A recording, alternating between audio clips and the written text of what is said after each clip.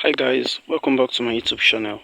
And um, the farm you are seeing on the screen is watermelon farm, and this this particular farmland, they are already at their fruiting stage. Some are in their flowering stage, and some are already in their fruiting stage. So and this is what the fruit looks like when I see they're already in their fruiting stage. You can see. So the fruits already growing bigger and bigger, and one is still over there too, and another one is here. You can see the fruits are growing bigger, and this is another one over here. So likewise here too, see some already growing bigger. So one is here, one is over here. See, growing bigger. Another one too growing bigger. So there's still some at the other side there too, but some are still at the end over there. So but what I just want us to know or to learn today is that the techniques, the tips behind the growth of the watermelon fruits, because you can see how big the watermelon fruits are. You can see how big they are. So there is tips, or there is technique behind this size. So first off is that the particular seed we planted is big F1. So is big F1. So and big F1 is a hybrid seed. So when we talk about big F1, big F1 is definitely an hybrid seed. So and we planted this watermelon around late September, because we are right now we are in November. So we planted it late September. That is around September 29 or 30. So and the first thing we actually did was our land preparation, whereby we cleared our land and made an horizontal belt, like the one you are seeing over here. So then we after doing that, we started applying some chemicals to kill off the weeds, then which we proceeded with planting of the watermelon seed.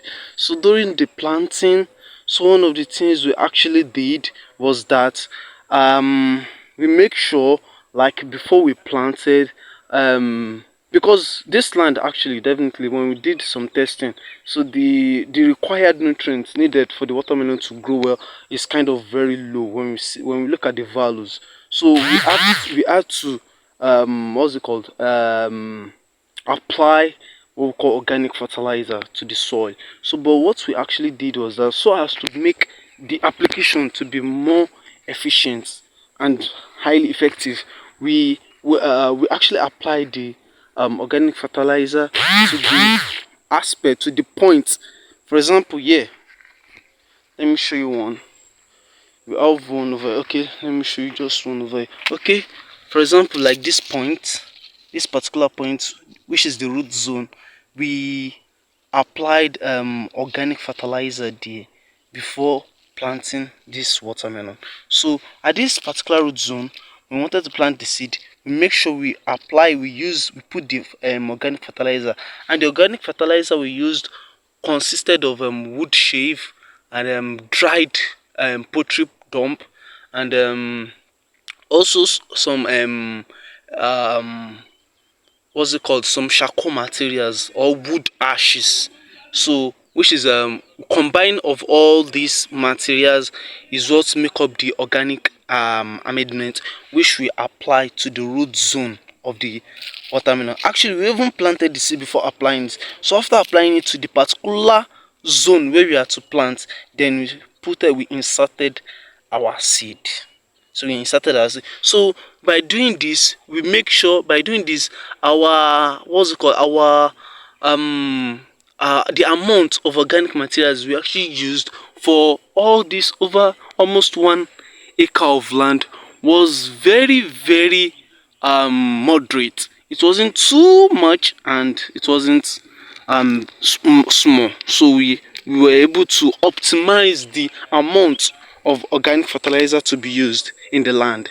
So, and I think this is one of the tips that you also can emulate, and like, because the benefits are, it will definitely help you to minimize the cost of getting much organic amendments. Number two is that it will definitely supply the nutrient to the particular spot where your watermelon will need it, rather than just randomizing the application, like just applying randomly to the farmland. So another thing is that after doing the applications, after we planted, so if it is during the dry season whereby there is no like rainfall, regular rainfall, so during those times you actually do your irrigation, even though the amount of water you apply to the farm is not, even if it is much, like the frequency will be kind of low. But the tips I'm going to give you on the watering is that whenever you hold your soil and you mold it, like you mold it and it form ball, then the water nutrients, the water, the moisture, the soil moisture is very okay for the watermelon. But when it's crumbling, when it crumbles like the one here, that means they need water.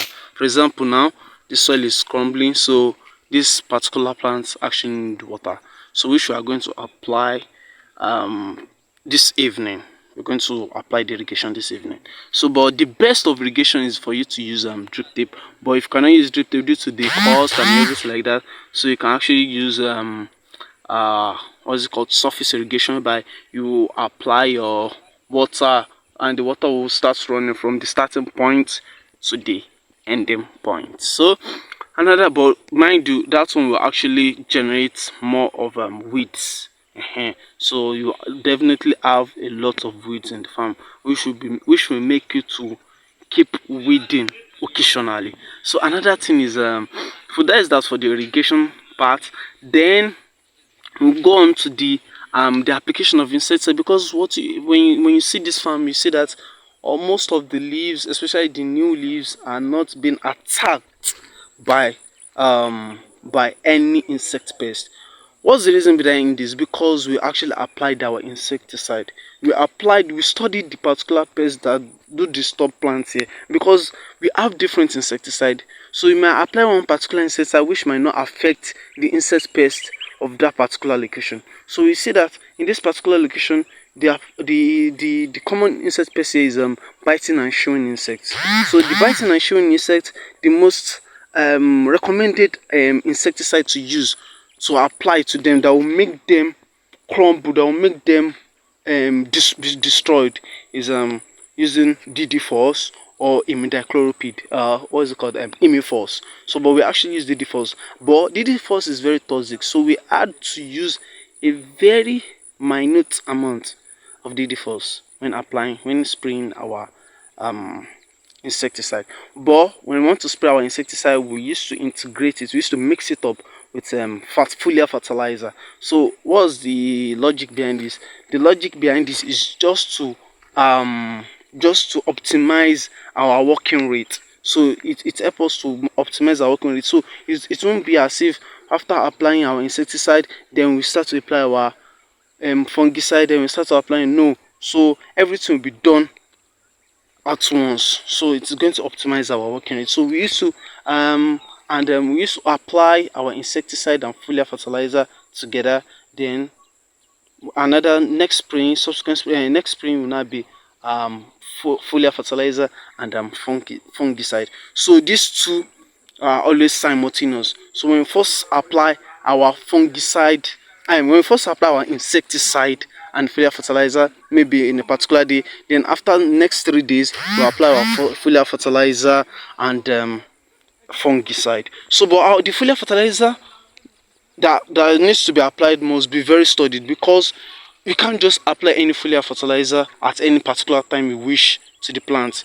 Now for example, this particular plants now that have already started fruiting, so the best foliar fertilizer to apply now is the filler fertilizer that is more concentrated with potassium and phosphorus, with other trace elements like boron, calcium, and so on like that. So which is and so on like that. But when they are still at their vegetative state, that means they have not started fruiting and they have not started flowering. They have not started flowering and they have not started fruiting. So when they are still bringing out their leaves, so that's when we have to, that around that time we have to apply our green foliar fertilizer. So the green foliar fertilizer are the one that are more concentrated with nitrogen. So the nitrogen will make the leaves to develop well, make it more greener. So and it's going to help with the rigidity. So the roots will be able to hold well in the soil. So but for the foliar fertilizer, the one that we actually use when the watermelon they started fruiting or they started flowering is Diagro Red. Why the one we use during their vegetative state, when they are still bringing out red leaves and they have not started flowering, those ones are pardon. So those ones are foliar plus.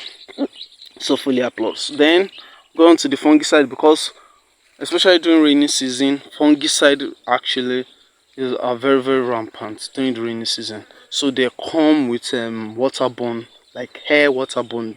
They're like hair waterborne disease. So when there's a much rain or frequent rain in the farm, so fungicide actually most likely affects any fruity vegetable crops like cucumber, watermelon, okra, and so on like that. So when there was still rain, when there was still frequent rain, we had to apply our fungicides. So we had to apply our fungicide. And the fungicide we applied was Zif was integrated with Ridomine Gold. So Zif was integrated with Ridomine Gold. So that is that on in that particular aspect. So after then, so those are the integration that we actually did. So after then, we have to do our start checking up for our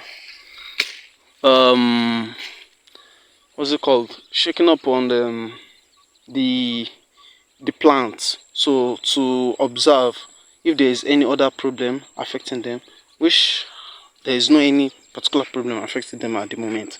So and make sure when there is no rain, you water your plants regularly, moderately. So because watermelon does not need too much water, especially when they are started fruiting, so they don't need much water.